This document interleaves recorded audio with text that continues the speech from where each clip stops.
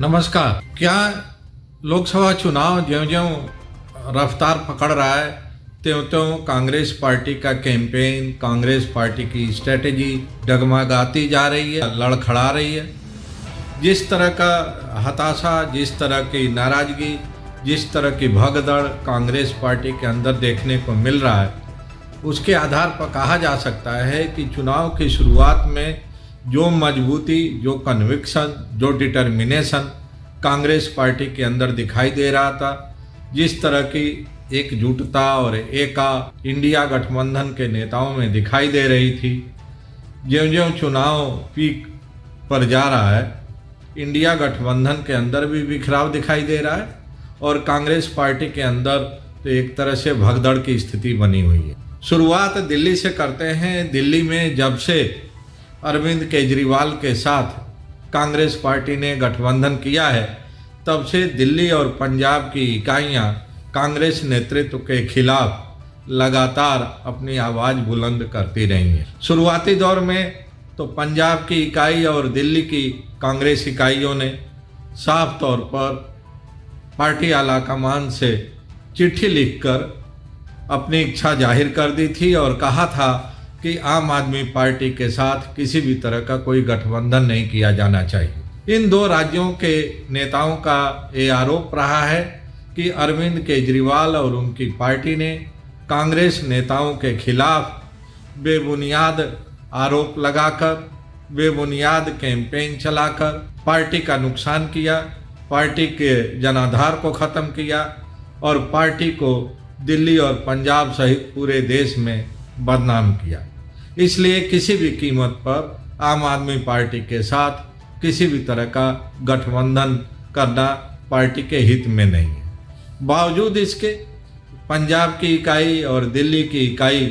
की इच्छा की अनदेखी करते हुए कांग्रेस आलाकमान ने अरविंद केजरीवाल के साथ गठबंधन किया। नतीजा ये हुआ कि दिल्ली में अब कांग्रेस पार्टी लगभग दो फाड़ होती दिखाई दे रही है और दिल्ली कांग्रेस कमेटी के अध्यक्ष सहित तमाम नेता पार्टी छोड़ने पर विवश हो गए हैं। दिल्ली कांग्रेस के प्रदेश अध्यक्ष ने से त्यागपत्र दे दिया है और माना जा रहा है कि बहुत जल्दी ही लगभग आधा दर्जन दिल्ली के शीर्ष नेता कांग्रेस पार्टी छोड़ देंगे, या तो वे भारतीय जनता पार्टी ज्वाइन कर लेंगे और नहीं तो निष्क्रिय होकर इस चुनाव में अपने घर में बैठ जाएंगे। कमोबेश यही स्थिति पंजाब की भी है। पंजाब के बारे में भी कहा जा रहा है कि वहाँ पर दिल्ली की ही तरह पंजाब में भी कांग्रेस पार्टी के अंदर नाराजगी इतनी ज़्यादा बढ़ गई है कि पार्टी का मूल कैडर इस लोकसभा के चुनाव में ग्राउंड लेवल पर आम आदमी पार्टी के साथ मिलकर चुनाव लड़ने को तैयार नहीं। शायद यही कारण है कि पार्टी आलाकमान अपने लोकल यूनिट के नाराजगी को ध्यान में रखते हुए कोई निर्णायक फैसला लेने से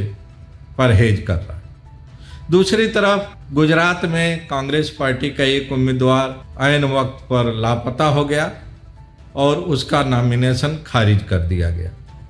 अब आज खबर आ रही है कि इंदौर से भी कांग्रेस पार्टी के एक उम्मीदवार ने अपना नामांकन वापस ले लिया है और माना जा रहा है कि अब इंदौर में भी बीजेपी को कामयाबी मिलने से कोई रोक नहीं सकता। तो आखिर क्या कारण है कि पार्टी आलाकमान के फैसले के खिलाफ लगातार या तो उनकी स्टेट यूनिट्स या डिस्ट्रिक्ट यूनिट्स आलाकमान के फैसले के खिलाफ है और नहीं तो उनके प्रत्याशी चुनाव लड़ने के बजाय घर में बैठना ज़्यादा मुनासिब समझ रहे हैं। ये कहीं न कहीं पार्टी के कमज़ोर नेतृत्व और निर्णय में रहने की स्थिति का संकेत है। और दूसरी तरफ अमेठी और रायबरेली जैसी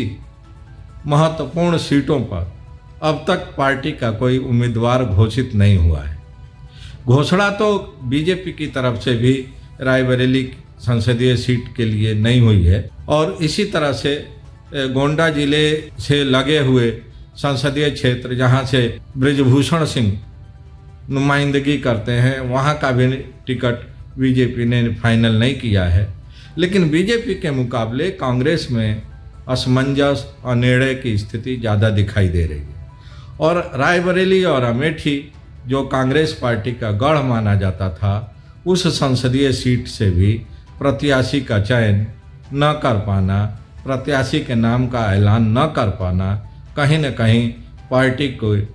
की जो एक दुविधा की स्थिति है उसकी ओर इशारा करता है। तो क्या इस हालात में जब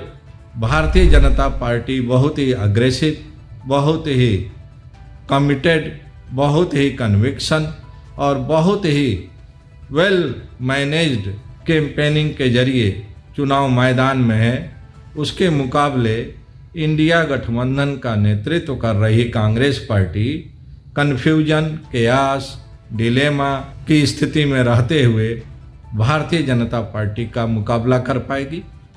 जो पार्टी रायबरेली और अमेठी में अपने प्रत्याशियों का चयन करने में इतना हिला हवाली कर रही है, इतना विलंब कर रही है, वह पार्टी राष्ट्रीय स्तर पर किस तरह से भारतीय जनता पार्टी जैसे संगठन का मुकाबला करेगी, जो कि हर तरह से समर्थ है, सक्षम है, ऑर्गेनाइज्ड है, डिसिप्लिन्ड है और रैंक एंड फाइल को एक सूत्र में बांधकर चुनाव में उतरी है। ये कांग्रेस पार्टी को सोचना है, लेकिन अभी तक के जो हालात हैं उसके मद्देनज़र कहा जा सकता है कि कांग्रेस पार्टी धीरे धीरे मजबूती के बजाय बिखराव की स्थिति में बढ़ती दिखाई दे रही। थैंक यू, नमस्कार।